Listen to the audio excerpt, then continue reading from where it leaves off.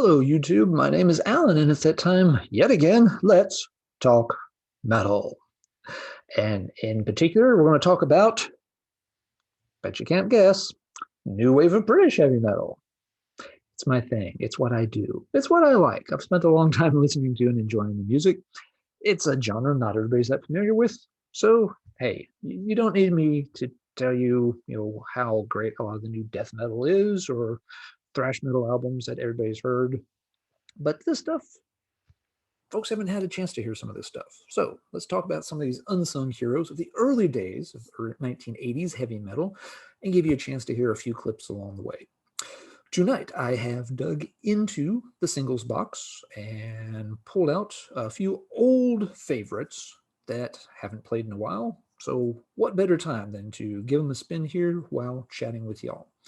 Without further ado, let's get started with a pretty obscure one. This is from a band called Iona. Uh, Iona was a Welsh band, and they originally went by the name GBH, the Great British Heroes moniker. Nothing to do with the famous punk band. Lots of acts around the United Kingdom were using GBH as a moniker at one point or other in the late 70s and early 80s.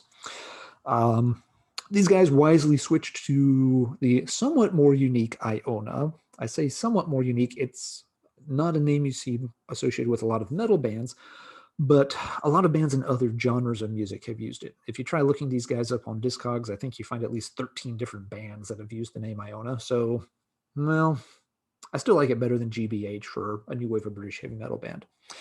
Anyway, they put out this one single in 1981, and it's got two really good tracks on it. You Ain't a Lady and Don't Cry for the Innocent, which is what I want to play a clip from right about now.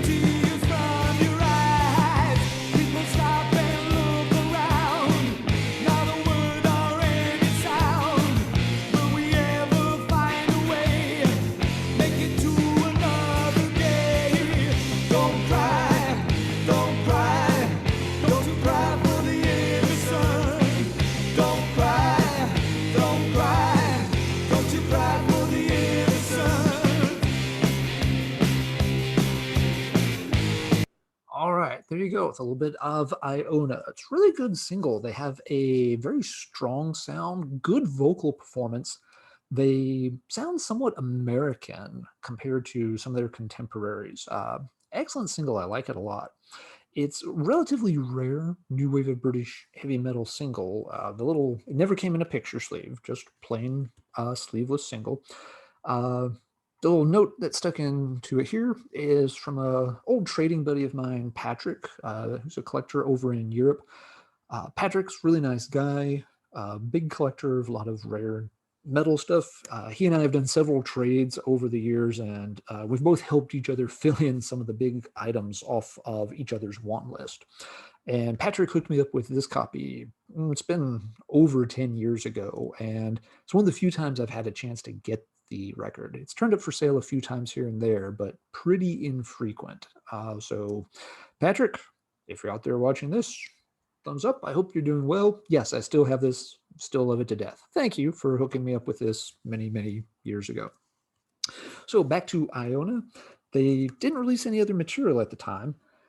There was a demo that had a lot more songs on it. I've heard the demo, and a lot of the songs don't really sound like they're quite in the same style. I'm not sure if they were earlier material from their GBH days and they hadn't quite found their groove yet, or if they were a little bit later tracks and they were trying out some different ideas, but yeah, the demo tracks never really clicked with me. The band did get the anthology treatment here just in 2019. So they had a Don't Cry for the Innocent compilation put out on a label called Unsilent Tombs Records, which I've never heard of, don't know anything about it, but they've got about 10 tracks on this. I have not heard the anthology, but there is an easier way to check out more Iona if you'd like to, instead of having to track down this really obscure single. Okay, so that's our first contender for the evening. Let's move on to number 2. Now, the second band's a little better known. They had a little more success back in the day. It's the band Trespass. Trespass was one of the bands that was right there at the beginning of the new wave of British heavy metal explosion. They were getting stuff demoed and singles put out right there in that kind of key year of 1980. I believe this is the second single. They put 2 out on trial in 1980. I think the other one came first, and then this one came out second, with One of These Days on it. Let's go ahead and check out a snippet of Trespass. If I can get my computer mouse under control. Here we go. And let's see, this one I'm going to have to jump about a minute into because there's a little bit of an intro that just kind of takes about a minute to work through. There we go.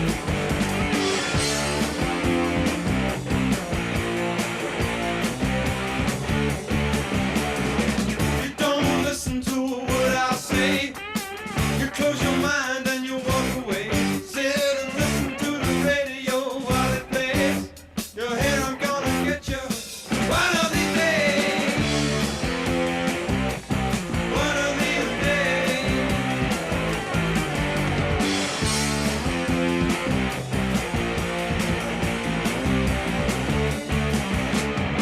You run around, give yourself a bad name. I really think you ain't got no shame. And you got your picture hanging in the Black Hall of Fame. Well, I'm gonna get you just the same. So yeah, a little bit of Trespass there. Good heavy vibe to it. Nice catchy number. No, it's not a proto thrash metal screamer or anything like that, but that's not what the band was going for. All the tracks on their first couple of 7 inches are very solid tunes. And just want to point out, I like a lot of these new wave of British heavy metal picture sleeves. They were obviously done, very low budget affairs, often put together by the band themselves or someone they knew. But I like the way they are able to come up with a clever concept to get the point across. Just the idea of, one of these days, and just in the simple calendar, and it's day number 32 in the month that's marked as that day when they're going to do the thing they've got to do. Of course, day 32 never comes on the calendar, so it's just kind of clever. And lots of bands came up with neat picture sleeves like that. Something I should probably do a video about sometime. Note to self. All right. So yeah, Trespass did the 2 singles. They also did a 3-track EP a year or 2 later called Bright Lights. And I believe by then there'd been at least 1 or 2 member changes. The material in the EP is not as strong as the 2 singles. They also put in some unique songs on compilation albums that are very good as well. There's one, I think, on Metal Explosion, and also, I want to say, on one of the Metal for Mothers volumes. Those compilations can run together sometimes if you haven't looked at them in a while. Regardless, if you want an easier way to check out all the Trespass material, they have had collections and anthologies put together. This one was pressed in 2004 and is a really nice package that includes tons of the band's material over a 2-disc set. So this one's particularly good if you want to track it down. The band has released some newer material in the past 5 years or so. I have not checked out any of it. I have no idea who's involved in the project now or what it sounds like. But if you're somebody who really likes following up on those reunion projects and seeing what the bands are still up to, Trespass is out there apparently still making a bit of a run at it. So good for them. Okay, act number 3. Going back to a band that's a bit more obscure, going to check out, talk a little bit about this band called Lotus Cruise. It's an unusual name. I have been told it has something to do with street bikes, motorcycles, racing motorcycles on streets. Motorcycles and streets is apparently the way to go. It's a pretty unique name, kind of cool.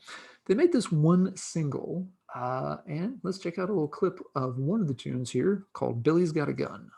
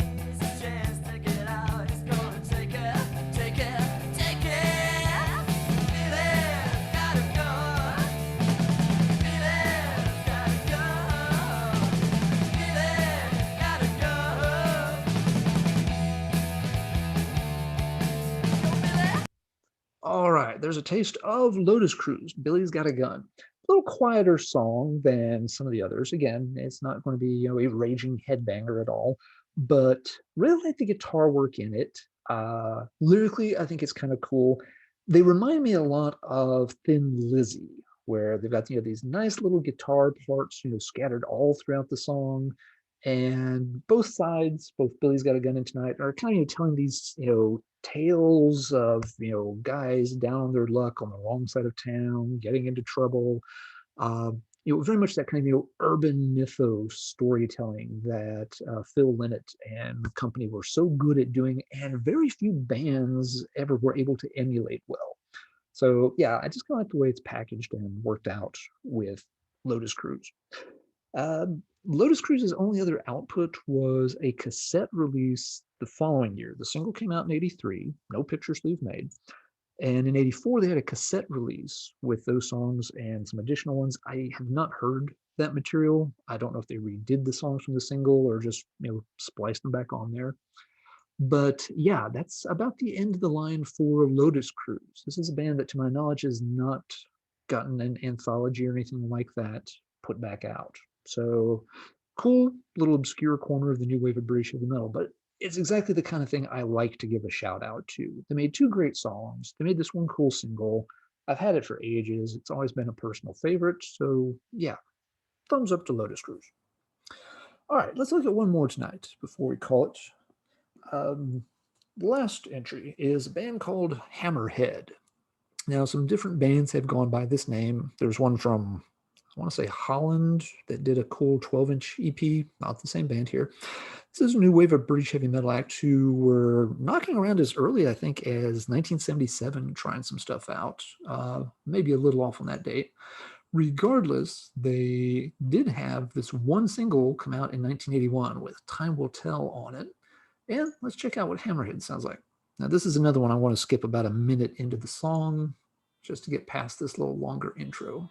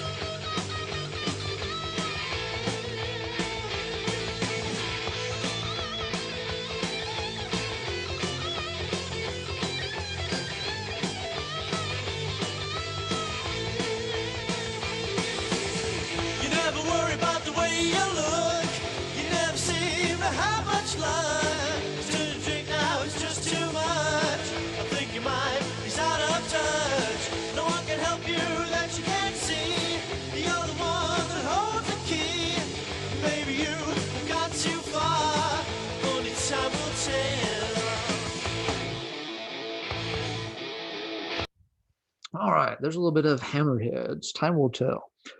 Cool single, like the song a lot, chugs along really nicely, strong melodies to it. Hammerhead didn't get any other material out. They did appear on the It's Unheard Of compilation album with a track called Lochinvar. That's pretty good. Uh, they had two songs featured on that new wave of British heavy metal CD compilation series that was put out by a collector in Japan back in the late 90s and earliest 2000s. So, yeah, they did some cool songs, but just never got the big break back in the day. Now, in more recent years, they have had collections put out. There was one I remember seeing a lot of copies of from Cult Metal Classics. I think it came out around 2005. And Metal Archives is showing me that they've had a couple of full length albums put out, with one as recently as 2015. So the band is still together in one form or another and still giving it a bit of a go. And there you have it. Four more sort of obscure new wave of British heavy metal singles, but songs that I think a lot of metalheads, if you're into early 1980s heavy metal sound before things got into thrash and death and glam and those other styles, I think a lot of fans can appreciate those tunes. And yeah, they deserve a little attention, which is what I'm trying to do here tonight. But now it's time for me to shut up and instead let's talk metal in the comments down below. What other new wave of British heavy metal obscurities are among your favorites? Are there some other ones that I need to shout out sometime? Are there some that you know about that I don't? I certainly have not heard every new wave of British heavy metal record ever made, not by a long shot. And I'm always on the lookout for some other recommendations for one that I may have overlooked, missed, or just never heard about. So let me know what you think in the comments down below. That's enough for tonight. So everybody take care, and until next time, keep banging your head.